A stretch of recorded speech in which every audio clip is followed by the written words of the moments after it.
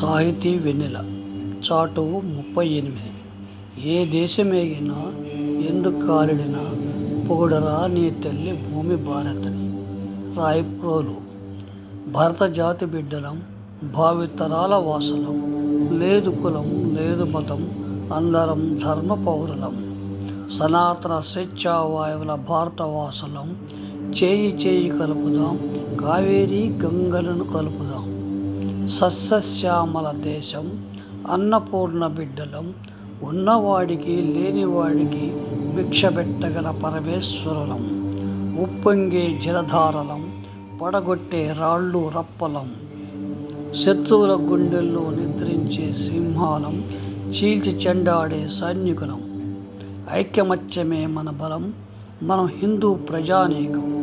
క్షుద్రశక్తుల ఆగడం దేశ విభజన ధ్యేయం. జాగరూకత ముఖ్యం, వివేకం అవసరం. లేదు అపజయం, కలిసి పోరాడితే కలుగు జయం. ఏ దేశమేగినా ఎందుకు కాలిడినా పొగడరా నీ తల్లి భూమి భారతిని.